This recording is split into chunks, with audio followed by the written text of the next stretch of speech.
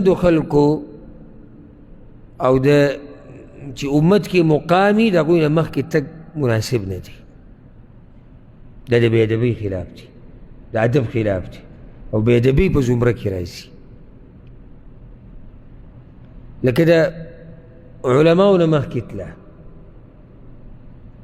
یا د سپینګیري نه مخکې تله چې هغه عمر کې مخکې دی، یا د مور پلار نه مخکې تله.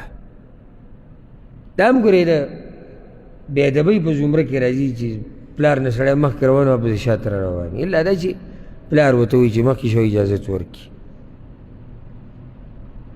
خفه نه شي، زه به یو خبره وکړم، خو دا ادب پښتنو کې ما ډېر کم لیدلی.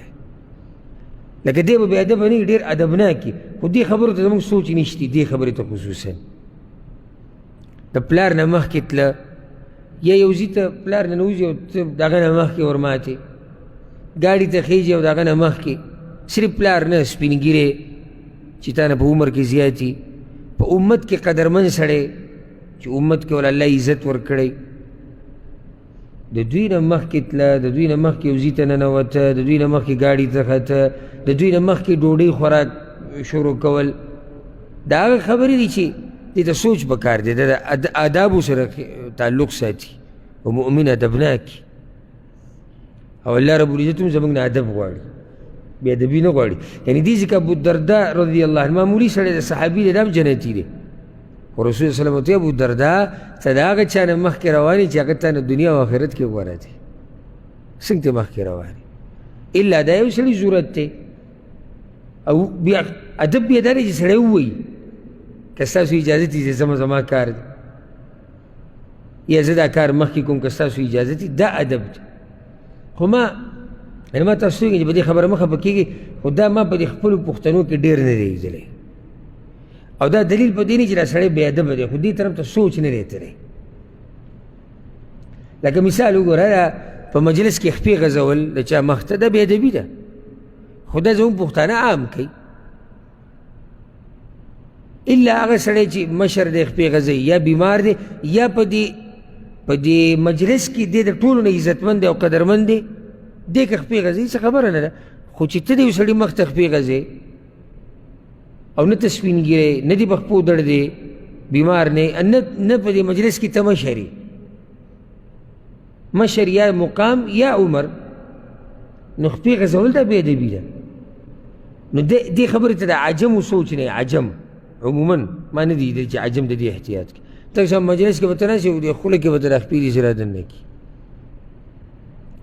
دغه شان په دې کرسۍ چې کښېني که نه په کرسۍ، او دا یو خبره اوچته کې به دې بله کېږي، دا بوټي سړي ته نیسي نیولی، دا هم د عجمو عادت دی او دا د تکبر نښه هم ده. عرب دا چل نه کوي، اکثر عرب خصوصا د خلیج ملکونو والا، د خلیج ملکونو والا ګوره دا سخته بې ادبي ګڼي. دا بعض عرب یې کوي، دا نورو ملکونو والا، خو خلیج ملکونو والا به تاسو چې ته نه لیدلي چې داسې چل کوي، او که لیدلی وي چې ته شاذ یو نادر څوک به هم لیدلی. نور دا دوی سخته بې ادبي ګڼي او دا د تکبر نښه ګڼي چې ته په کرسۍ کښېنې، ذهن ته خو هم نقشه راغله که نه، په کرسۍ کښېنې او دا خپل داسې بره کښېنې او بیا خوځوي او د بل دې خولې ته یې نیولي. اوس زه خپل ځاني، ته ما سره کښېنه، ما سره کښېنه او یو شان کښېنو، او تا خپل ما ته داسې نیولي او بیا د داسې خوځوم، دا زه سخته خپله بې ادبي ګڼم. زما د خولې ته دې خپل سره نیولي ده، بل خپل داسې بره کول او یخوده، دې کې سړي عورت هم بې پرده کېږي، د ادب هم خلاف ته، عورت هم بې پرده کېږي او د تکبر نښه ده. او کېدای شي یو سړی تکبر نه کوي خو د دې ادب نه خلاف، دې ادب نه خبر نه، نو دې بعضو خبرو ته زموږ ذهن نه دی تللی.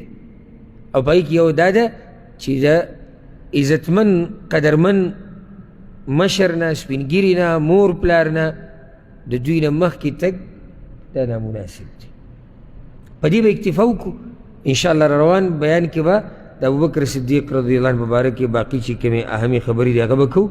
الله سبحانه وتعالی زموږ ملاقات د ابوبکر صدیق سره او د باقي صحابه کرامو سره جنت الفردوس کې وکړي، او الله دې